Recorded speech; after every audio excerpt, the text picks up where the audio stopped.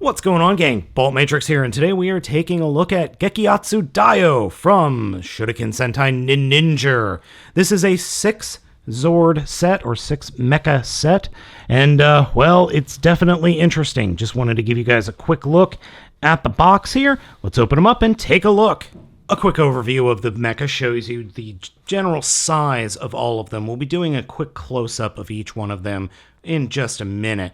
We've got 6 of them, as I said, and each one are pretty well detailed in the orange flame, the blue, the silver, and then they each have their represent symbols on the sides of the mecha. So let's go ahead and take a look at these guys up close. First up are Panda Maru and Byakko Maru. Both of them are about the same size, and they do form the lower legs and feet.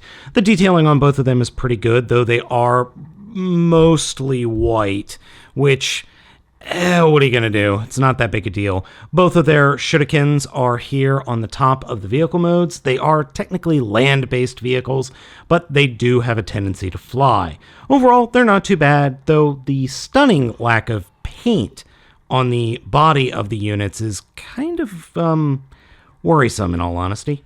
Next up are gold Magoi Maru and blues Seiryu Maru. Yikes, say that 10 times fast. Both of them are pretty cool. We have, in all honesty, I think we have Pokemon here. First up we have is gold Magikarp, and then we have blues Gyarados. I don't know why I think of Pokemon when I look at these two guys. And now that I've said that, I bet you can't unsee it. Next up is yellow's Genbu Maru, and it is a turtle. I love the turtle. I really like it. And I've even gone ahead and put in the Ranger missiles up top. The only thing I'm not keen on are these legs sticking off the back. And whoops, I have this mistransformed. Sorry about that. So, yeah, the turtle is a tank, and I love the tank idea. But the legs sticking up out of the back, yeah, whatever. In all honesty, whatever. But hey, little turtle tank. Last up is Ho-Oh-Maru.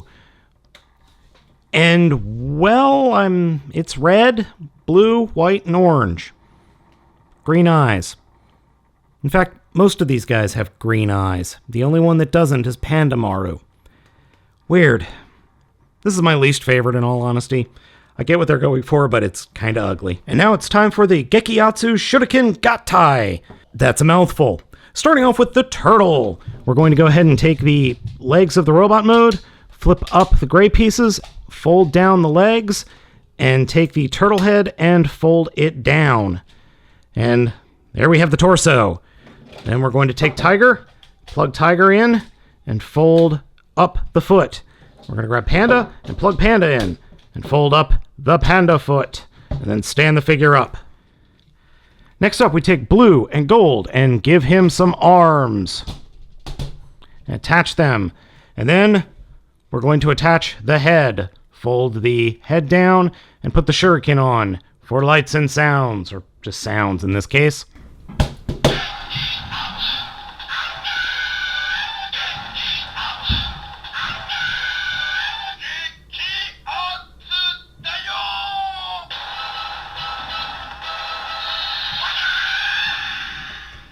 I find it odd that it makes that sound, considering it doesn't even have Ho-Oh-Maru on yet. Ho-Oh-Maru attaches by just folding the wings so that they clip onto the top of the shuriken. So fold the wings in, clip it up there, and fold the head up like that. And there we go. We have one very strange looking mecha. In combined form, Gekiatsu Dai-Oh isn't too bad looking, but it's definitely not my favorite. It's kind of garish. I don't remember a bright orange, or the last time we had a bright orange mecha. Oh, wait, right, build Dai-Oh. Never mind. In all honesty, I'm just kind of kidding here. It's actually not bad. The orange, though bright, is kind of translucent. It's not very thick plastic, and it's kind of supposed to resemble fire along the limbs here, but in the core, it's definitely a solid orange color. And it works well with the blue, I think, in all honesty. I think it actually works pretty well with the blue. It's not a bad mecha. It has virtually no posability other than moving the arms, which you can move the arms forward.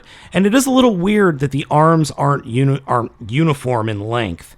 You've got one arm being substantially longer than the other arm, but the fists are at the same level. So the fist is actually the Magikarp's mouth, as opposed to the Gyarados' bike wheel. It's not a bad mecha, but it's still part of Ninninger, and man, I'm just real tired of the Ninninger series right now. You might have noticed that the Ninninger there are in the chest. Well, just like in the show, these guys can launch and fire. So, let's see how far they go, The gimmick is activated by turning this knob here, and I've got, well, Starscream right over there. And, you know, we always like to shoot poor old Starscream.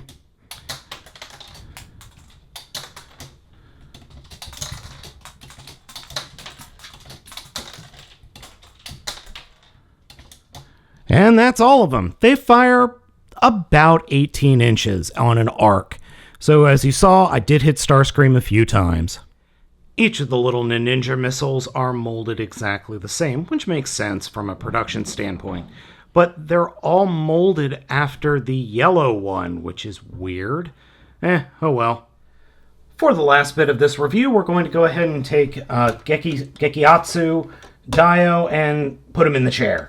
First, we're going to pull the hat off and fold it up, flip up the turtle head, and then get him situated so that he could sit in the chair. Reach around back and pull out the pin or peg, and then we could turn the chest bit so that it, actually looks like it's the way it's supposed to be, with the crosses going up and, or the cross being perpendicular to and parallel to the body. So take the arms, fold the legs, and get him sat into place. Oh, one thing I forgot to show you on Panmaru and Byakumaru is when you transform the back, you need to pull this section up to transform the leg piece, and then these bits freely spin.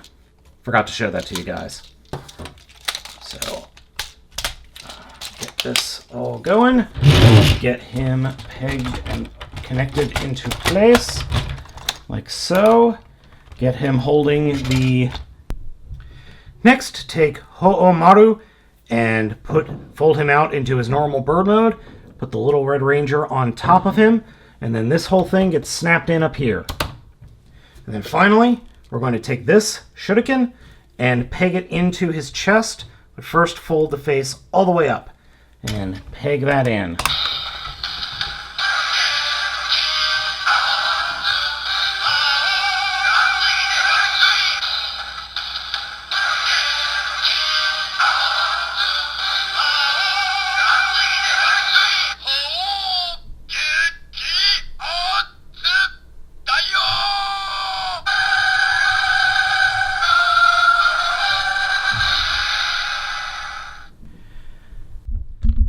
I will admit this is patently ridiculous. It's just silly.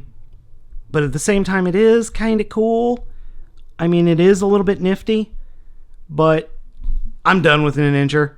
This is the final mecha in Ninninger. And to be honest, I am completely and totally done with this toy line.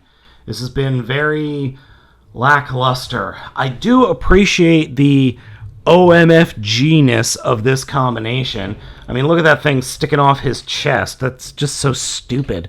But overall, this whole line has lacked a clear focus that other lines have had. It feels a lot like Go Buster in terms of toy line, in the fact that everything's just kind of slapped together as quickly as possible without any real aesthetic thought being given to the whole. In other series, yes, we've had giant clusters of mecha. G12 Formation and Samurai Hao come to mind. But otherwise, those were actually kind of cool in their silliness. These just feel trite. They feel trite and kind of boring. Yes, you have a giant armored chair of destruction, but other than that, it's like Teo. Teo was just a giant brick that other bricks attached to. This is a giant brick that other bricks sit inside of. Finally, here are all the mecha from Ninninger together. Now, you will notice a conspicuous absence of any of the other Marus, but I just don't have them, and you might be wondering what's going on. Well, I kind of ran out of battery power in my microphone and didn't realize it. Aesthetically, the whole series is just all right. I think the middle guy is the best of all of them. The two on the right and the left are just okay, and then the giant lion dude and the brick in the back is... he's all right, but the whole series has just been boring. It's not captivated me at all, and the mecha's just boring too. So I don't know what else to say, guys. I'm glad Ninninger is finally coming to an end. So, as always, I'm Baltmatrix. Asking to like, comment, and subscribe. If you liked the video, give me a thumbs up. If you didn't like it, give me a thumbs down. I'll catch you next time.